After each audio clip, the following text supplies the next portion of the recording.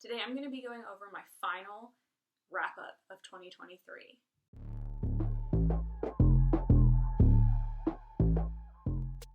Hey friends, welcome back to my channel. My name's Emily if you're new here.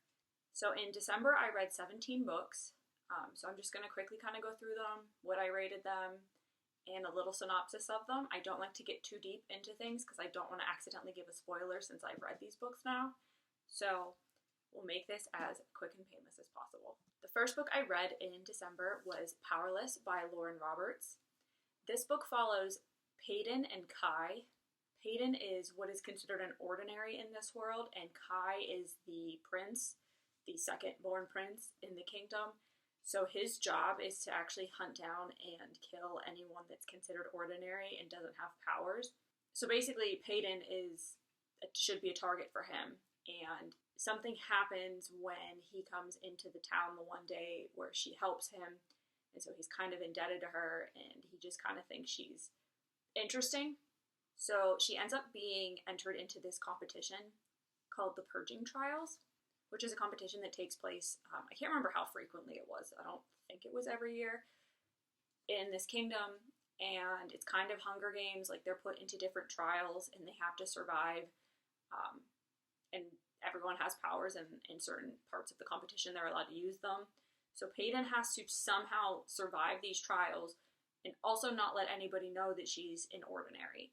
So she tells them she has a power that's kind of hard for them to prove she's lying about, so she's just like a mundane. So she has a power that exists but isn't super helpful. So she's not considered elite like the people that have the powers that they can make you see things that aren't there. There's like fire powers, stuff like that. I gave this book 5 stars. I really loved it. I think the second book comes out in June or July. It's called Reckless. It's going to be a trilogy from what I've heard. There is a romance in here. It's slow burn. It's not a spicy book at all. It is, I think, YA, but the ending was cliffhangery and awesome, and I can't wait to see where Lauren Roberts takes the story in the next book. The next book I read was Mistletoe and Juno. I don't have the physical copy with me right now because I lent it to somebody at work, but this is a book by Dahlia Rose, and it was like a Hallmark book. I found it just sitting in a bunch of Christmas books at a store and picked it up because it looked cute. So basically this girl, Danny, is a social media influencer, and she's kind of hit a rut in her life. She was dating her manager, but she didn't have strong feelings for him. She just was kind of dating him out of convenience and wanted to pretty much end the relationship. So something happens at home for her in New York City that kind of makes her think she needs to step away for a little bit, and the holidays are coming up, so what better time to do that? So she goes to visit her childhood friend who lives in Alaska. She's married a man from Alaska and lives there now. And while she's there, she meets Declan, who is the sheriff of the town, and he's also a veteran, and he had an accident when he was serving and lost part of his one leg. So he's very closed off to love because his fiance at that time left him because she didn't want to deal with him not having one of his legs. So Danny really is like trying to understand what she wants out of life, if this social media influencing and all of these contracts that she could get in New York are really what are going to make her happy. She feels very at home with her friend and the people in this small town that she visits in Alaska. So she starts second guessing everything. And it's a little bit of enemies to lovers because he's kind of standoffish towards her at the beginning because he thinks like she's just a social media influencer. She's not, like, she doesn't understand what it's like to live in the Alaska wilderness, whatever. So it's a romance novel, obviously. It's pretty fluffy. It's a Christmas romance novel, which means it's even fluffier. And so she slowly begins to understand what she really wants out of life, where she wants to experience life, and with who. So it was a very cute book, very Christmas Hallmarky book. But I ended up giving it 3.5 stars, which is pretty average for me for a romance. I enjoyed it. It was cute. It was put me in the holiday spirit. Probably the most holiday one out of the Christmas books I've read this year, just because it took place at Christmas and it also was in Alaska, so there was a lot of snow.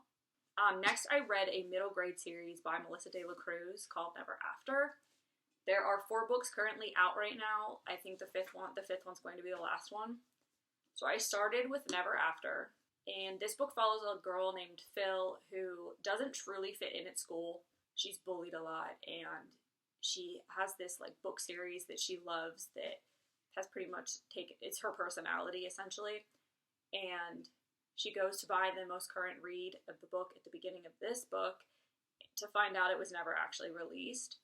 So on her way home, she feels like she's being stalked by someone and ends up confronting them. And it's actually the main character in the book series that she really loves. So come to find out that this is a real world, and there's all these sorts of like twists and things that link her to this world that she didn't know about. And there's an overall theme in all of the books where they're like fighting the Ogre Queen. That's still basically the background theme, but there's like little villains and little quests that they partake in every of the books. So this one was to find Aladdin's lamp. This is pretty much like Disney retellings, which is what Melissa de la Cruz, I believe, is pretty much known for. The second book was The Stolen Slippers, and it was to find Cinderella's slippers. But the nice thing about these books, the fun thing about these books, is that they kind of retell the stories that we know in a way that it's like, well, yeah, the human world thinks that Cinderella is actually the hero, but really in our world she's the villain. So that was kind of fun. It was a different take on those stories. Then it was The Broken Mirror, which was Snow White-esque. It was like the mirror that the evil queen talks to, and there's a bunch of mirrors all around this Never After land, and that's how they use them to communicate. So they had to find one. They were like gone now, so they had to find one to further the story in this one. And then this final book so far is The Missing Sword, and they had to go to Camelot and find this sword to, again, progress the story further. I can't really talk about what happens in 2, 3, and 4 without saying how 1 ends, but this was a really cute series. They brought so many different aspects of like the stories and the fairy tales that we grew up with that were just cute and different and an interesting way to look at them. I rated the books pretty much like a 3 to 3.5 stars, the first one, and I believe the first one I rated 3.5 stars. The second and third I rated 3 stars, and then The Missing Sword I rated 4 because I liked how the story progressed in that one, and the ending was shocking. So I'm interested to see how the final book concludes the story. But like I said, it's a middle grade series. It's meant for like younger kids, so it was just a fun, fast read for me. And these books, I think I read them each in like a day. I'd recommend them if you have a kid that's in that age group, or if you really just want something fun and quick and light to read that's fantasy-esque. I enjoyed them. Not my favorite series by any means, but it was fun. Next, I read The Christmas Fix by Lucy Score. I, again, don't have the physical copy. I think my sister has that one now. And this is the sequel to Mr. Fixer-Upper, but I never read that book because I didn't realize that when I bought The Christmas Fix. I just like Lucy Score, and I saw that it was a Christmas book, so I picked it up. You do not have to read Mr. Fixer-Upper to read The Christmas Fix. They're interconnected. You will know what happens, obviously, at the end of Mr. Fixer-Upper if you read this book, because the couple from that book is together in this book. So it was basically about this woman, Kat, who has a kind of like an HGTV like renovation. They go into like towns and help people that are less fortunate, like rebuild their homes and stuff. Almost like what Ty Pennington does, and I can't think of what the name of that show is right now, but it's basically that. And she, in Mr. Fixer-Upper, was already in this town and helped a family out. Then this town goes through this tragedy of a hurricane that basically wipes it all out. And it's called, I think it's Mary. The town's called Mary, Connecticut, so they're known for their Christmas festival, and that's how the town makes a lot of its money every year. And this happens right before Christmas. I think it happens like around Halloween.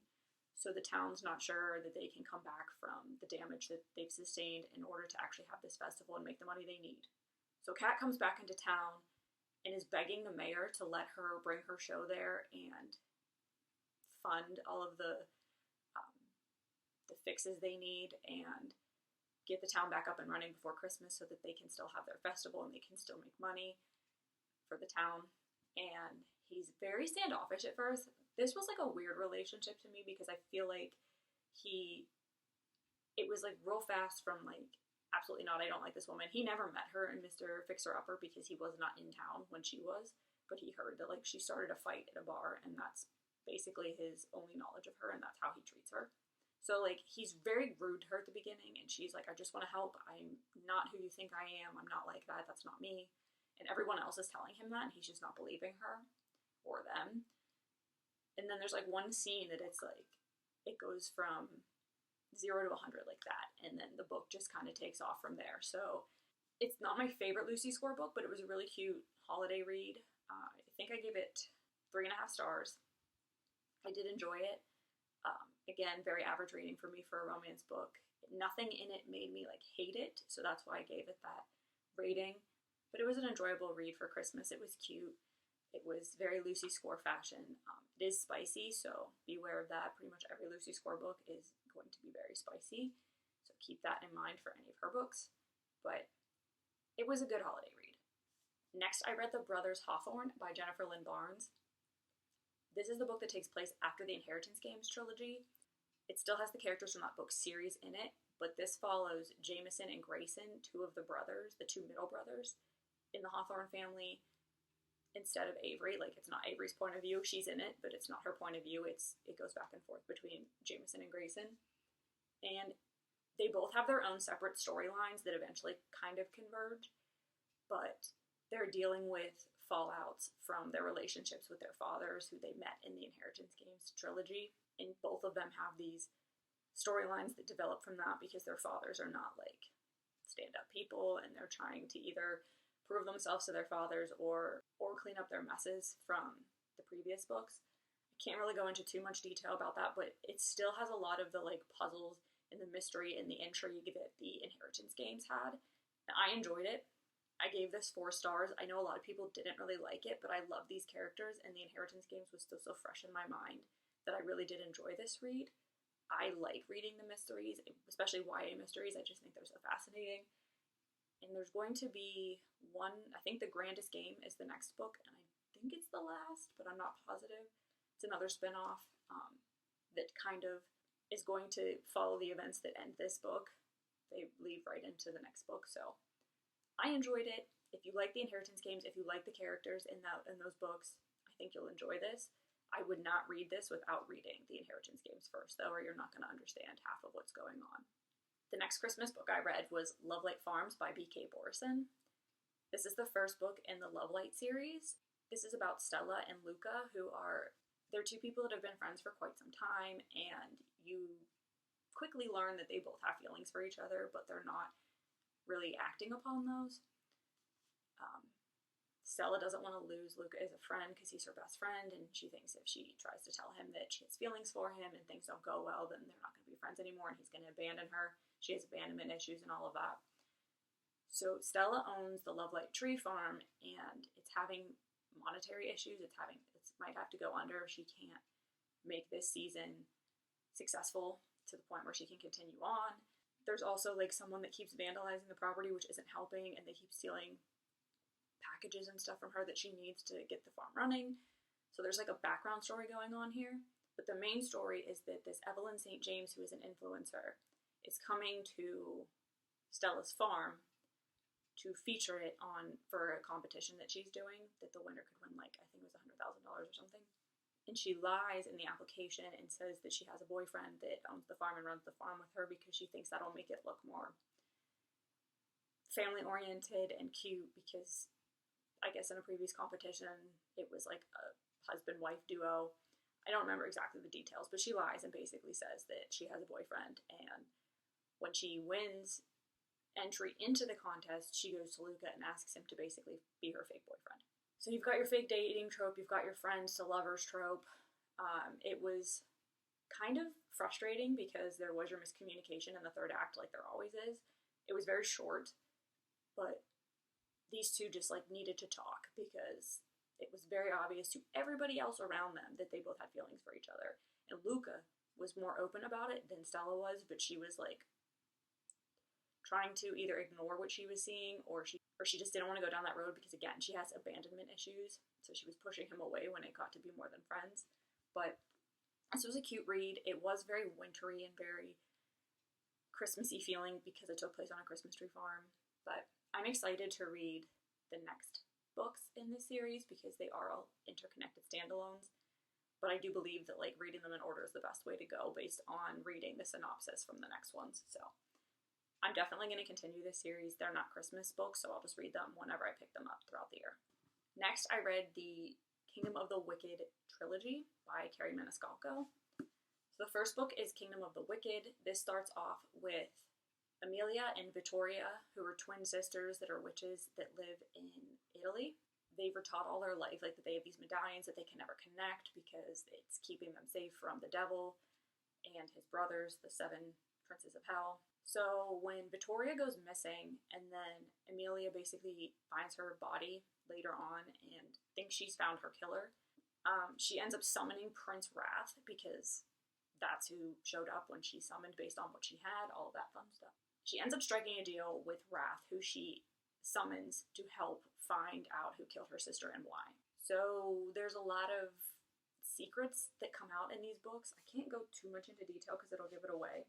I know a lot of people don't like the Kingdom of the Wicked book itself. I enjoyed it. I got progressively higher with my ratings as I went on. This book was a 4 stars. The second book, Kingdom of the Curse, was 4.5 stars. And then the final book, Kingdom of the Feared, I actually gave 5 stars because I liked it so much. So I do think the series gets better the further along you get, but it continues to follow Amelia and Wrath, and the story continues to unfold, and you find out that things that they were told their whole lives maybe aren't what they seem. And I think the twist that happens, I think you find out, I can't remember which, I read these right in a row, so I can't remember if it's the second or third book that you find out the big reveal. I enjoyed it. I think that the Princes of Hell were really fun to like meet and to like read about. I loved Wrath. I loved Amelia. I loved Wrath.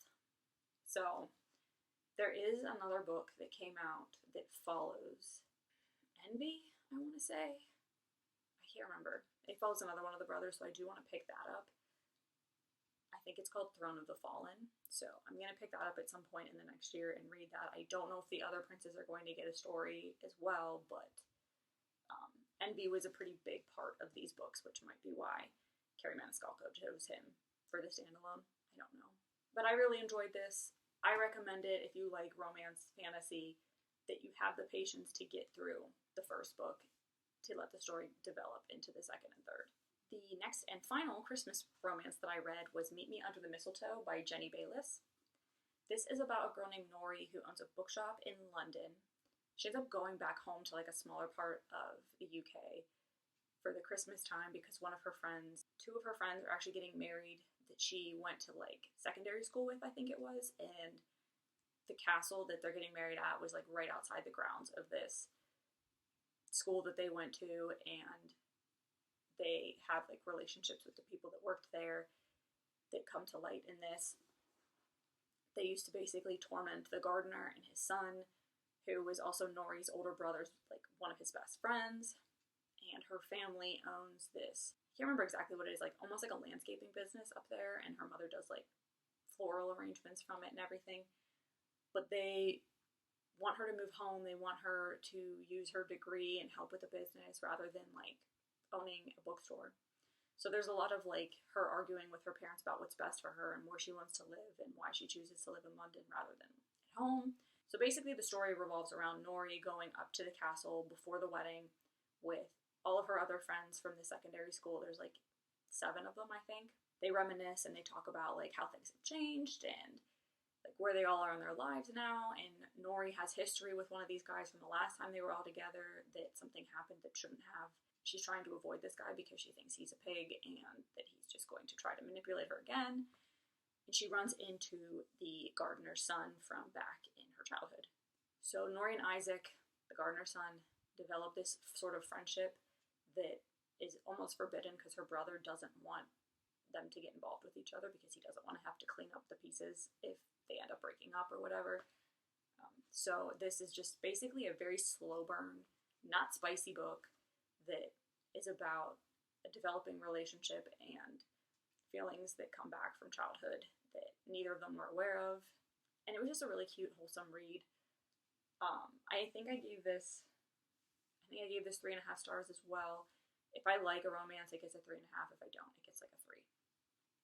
I don't like to rate anything below 3 stars unless I really, really don't like it. So I would recommend this one. It was a quick read. It was cute. It was very holiday-esque.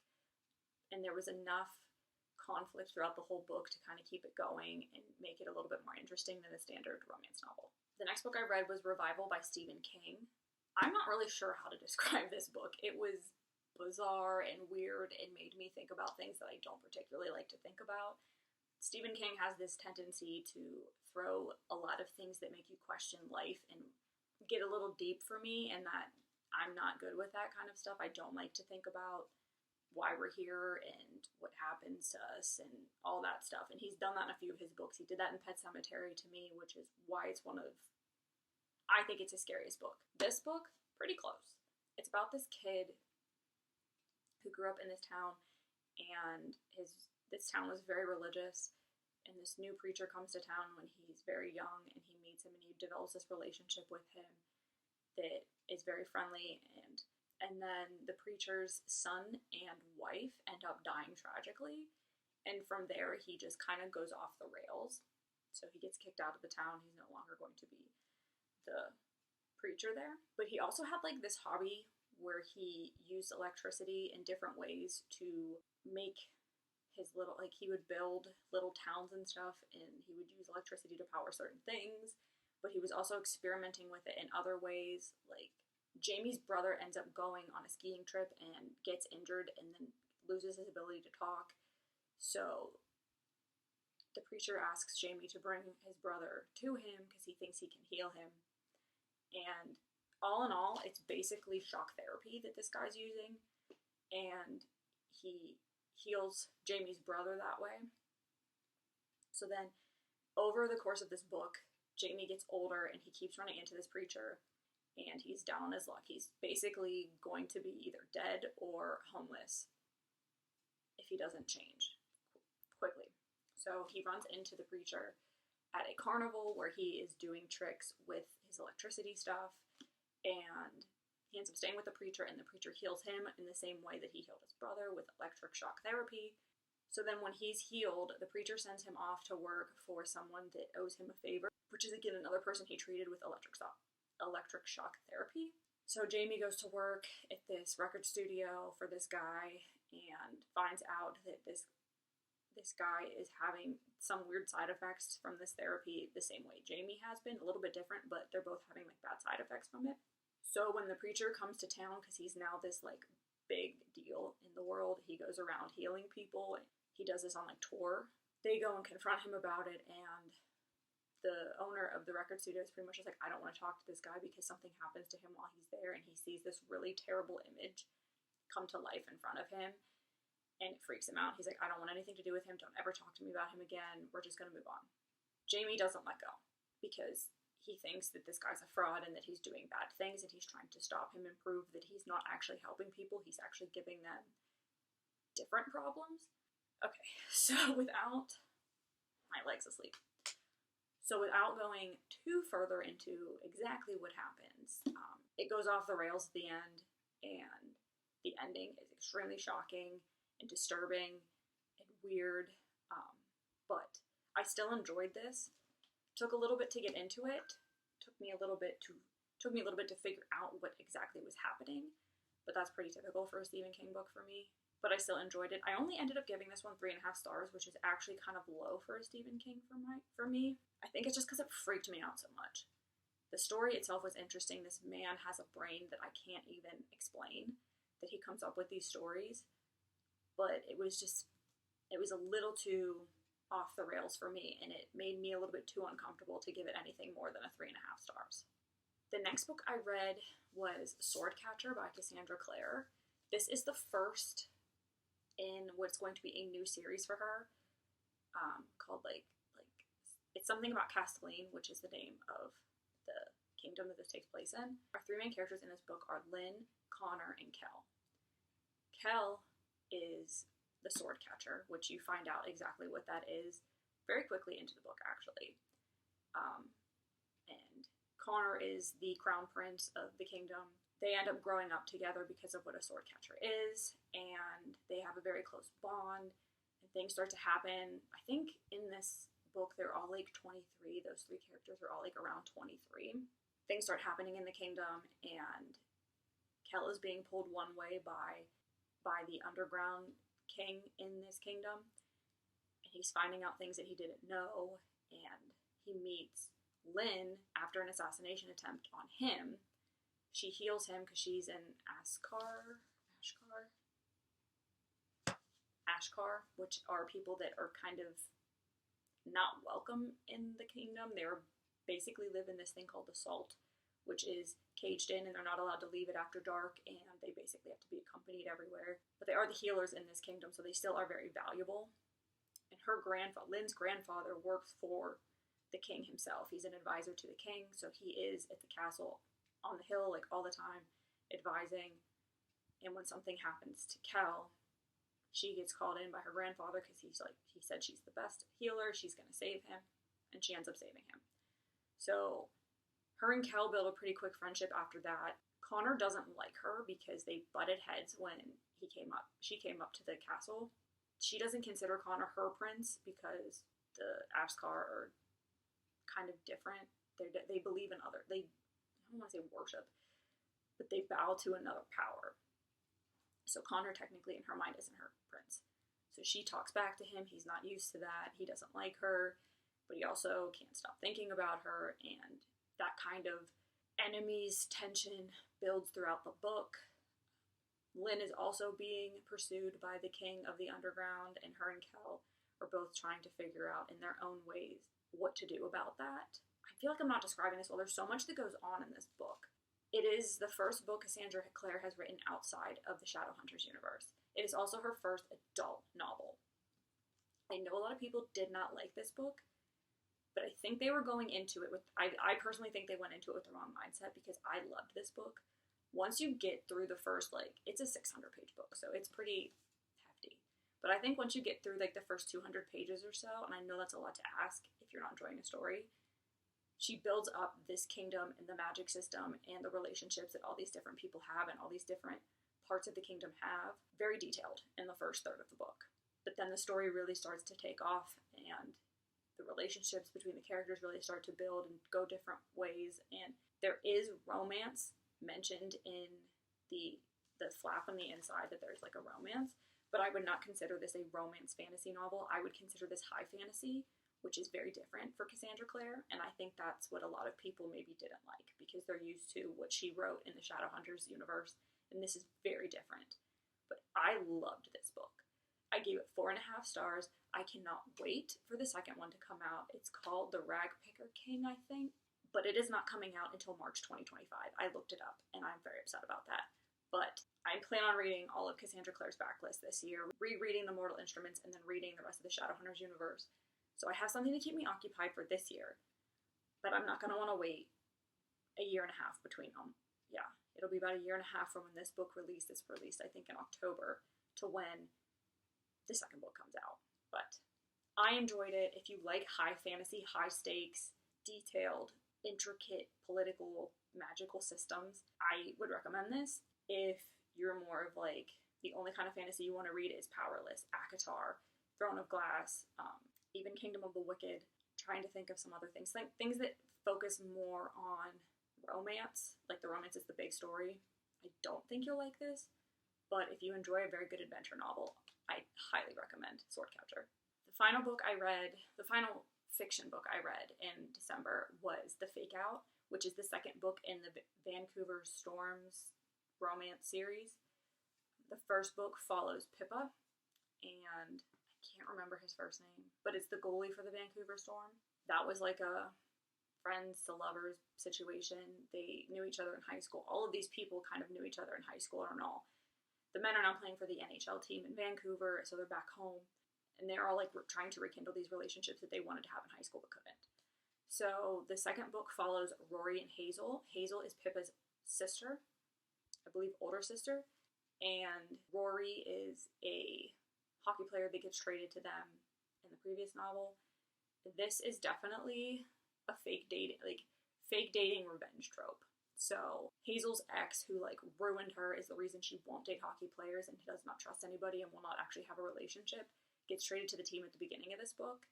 And Rory, who is absolutely in love with Hazel from the start, there is no doubt that he is just head over heels for this girl, would do anything for her, agrees to fake date her to make this guy jealous because Rory is actually a better hockey player than her ex.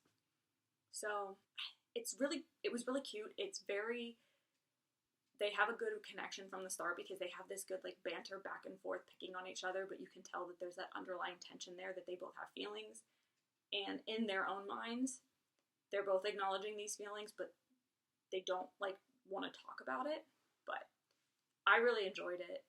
I gave it, again, 3.5 stars, which is a good romance novel for me. It was a quick read to finish out the year. Before I go into 2024, I think I'm going to start with Iron Flame. So I wanted something very fluffy and light to end the year out before going into something that's going to require a lot of brain power. The Vancouver Storm books are written by Stephanie Archer. Behind the Net was the first one. This one is called The Fake Out. I think there's going to be more. It seems like she was setting up for more relationships to come out of this in this book. So I'm hoping there's more because, again, it's really fun. They're on Kindle Unlimited, so it's a nice romance for me to pick up when I need a break in between thrillers, horror, and fantasy, which are my typical genres. And then the final book I read, this actually took me about a month and a half to read because I was reading it interspersed between the fiction books, was The Big Bang Theory behind the scenes book. My sister got me this last year for Christmas. Jessica Radloff wrote this. This book takes you through the seasons and each of the characters and the big storylines that happened. And you find out all these behind the scenes things that you may not have known. I didn't know, and I'm a huge Big Bang Theory fan. It is my comfort show. It is on 90% of the time that I'm home. It is what I fall asleep to. I have watched it more than I probably care to admit. There were things that even shocked me. It was really interesting to learn about the casting process, I think, in general, because there were some things that shocked me about who was supposed to play certain characters and then the character they ended up playing, and it was pretty interesting. I also didn't know the full story of why the series ended, so that was kind of a shock at the end, and understanding all of the emotions and decisions that went into that was heartbreaking, but also understandable. But if you're a huge fan, or if you're a fan of The Big Bang Theory in general, I think this is a fun read. It's done in like interview format. Like there's like bold parts that are kind of the lead-in, and then it tells you who from the cast had the comments about that specific thing, and it has all of the cast in it and all of the creators, so it is very thorough and very detailed. You really do get that inside of what happened in the 12 seasons that this show ran. So that was my quick, hopefully, overview of the 17 books I read in December. Let me see if I can pick this up without dropping them all. 17 books plus the Kindle book I read. I think it was a good reading month. I was trying to not push myself to read too much because of the holidays and it being the end of the year, but I think I still read a decent amount, and I had some pretty good books in this month. So if you've read anything or want to read anything that I talked about here, let me know. And I hope that you have a great end of year, beginning of the year, whenever you're watching this, and good luck with the 2024 reading year. Thanks for watching. Bye.